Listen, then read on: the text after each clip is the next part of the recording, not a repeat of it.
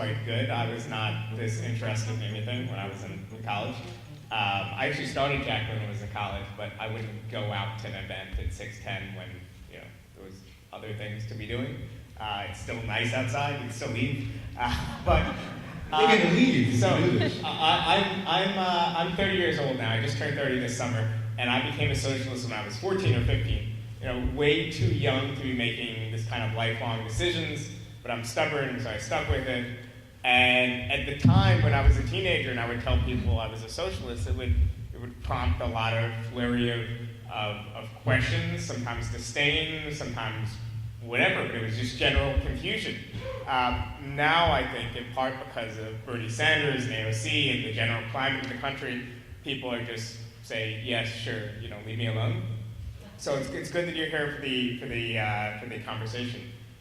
So fundamentally, the socialist vision is, at a minimum, the idea that everyone deserves certain basic rights.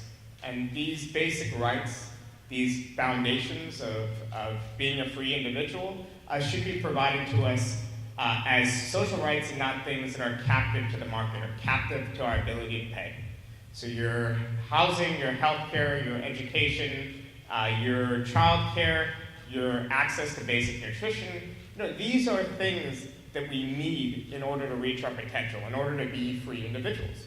So a socialist mentality isn't necessarily an anti-liberal mentality. So it's not a mentality that says that, free speech, this is a bourgeois right. No, free speech and these other rights are rights that were struggled for, were won, and need to be defended.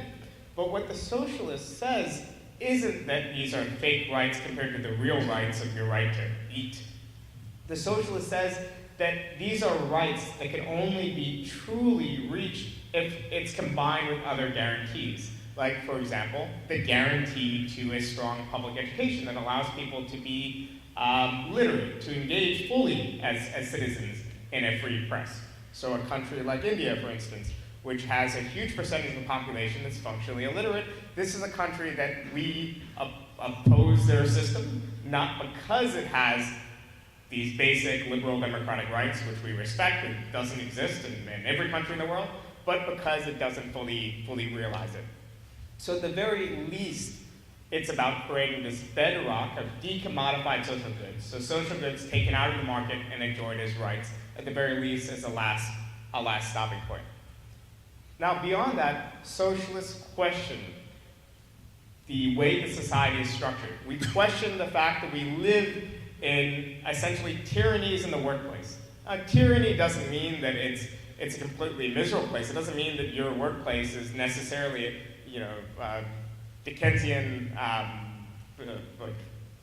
terrible sweatshop or something like that. What it means, though, is that you're in your workplace from 9 to 5, and you're in a society that tells you that, at best 9 to 5, that tells you that democracy is a right, but within the workplace you don't have any democratic resource. You have no rights. Your employment contract is a contract, of course, that you freely enter into, but it's a work or starve choice that put you into that employment contract.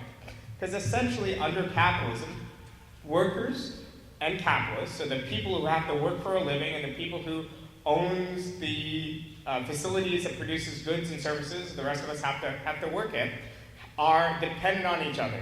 Your boss certainly needs your labor, your contribution to his or her workplace. But you need your grocery money. And chances are your boss needs your individual contribution to the labor process more than you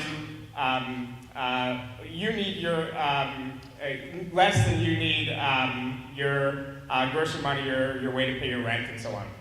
So what a socialist says, essentially, is that we need to democratize this sphere of society. So in addition to guaranteeing a certain set of rights that allow us to be free individuals, to maximize our individual potential, we also need to create structures in which there's more democratic participation and deliberation. So for example, in a workplace, we might still need to have markets. Markets existed before capitalism, though, in my view, exist after capitalism. But we don't necessarily need workplaces structured as tyrannies, where bosses and managers aren't elected by their workers. So socialists, in other words, think about what capitalists potentially contribute to the production process. So obviously in the propaganda of old, we would say, well, capitalists are mere parasites. They contribute nothing, they just take from the sweat of the worker. Well, in fact, capitalists in this current system contribute in vital ways to the way our society is structured. For one, capitalists take entrepreneurial risk to start new ventures where goods and services are produced and where people are employed. And to the extent that we have a welfare state, we have it because we're taxing those ventures. Capitalists also contribute as managers. They're convening, they're helping to arrange production more often than not, especially in smaller firms. The socialist argument isn't that the capitalist contributes nothing, it's that what the capitalist does can in fact be replicated by the free association of workers. So you in your workplace could decide to elect your own management. Instead of just taking home a flat wage, you could take home a share. You could take on dividends out of profits. So in a sense, what we're suggesting is not a decline in ownership and participation, but a society that's a true ownership society. A society in which every single person has this democratic stake in civil society and in democracy, is guaranteed a bedrock of rights to their society, but also has a stake in their place of work, where they're not just being treated like replaceable cogs in a machine, where they're able to participate in deliberations and discussions and so on. Does this mean untrammeled democracy at every single level? No. At certain large firms, you elect your management and certain decisions are made on the principles of representative democracy. You can't vote on every single decision that a business makes day to day. At smaller firms, maybe you can have higher levels of direct democracy. In the same way, within civil society, we want to expand the rights of ordinary people to be democratic actors, but it doesn't mean that my right to speech, my right to all these other bedrock rights should be decided by votes. You know, what we essentially are looking for is a society that reaches social democracy.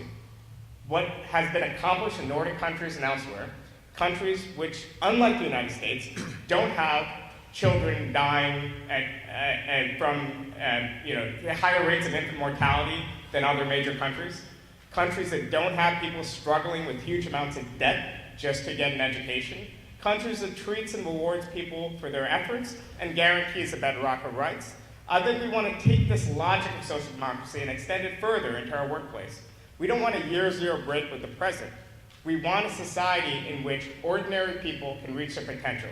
We want to fulfill, in other words, the promise of the Enlightenment, the promise of liberty, equality, and solidarity.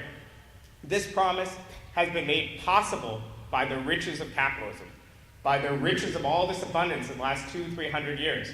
We now, from this starting point, no longer have to structure our societies in such a way that oppresses a few and allows people to accumulate their wealth from the labor and work of others.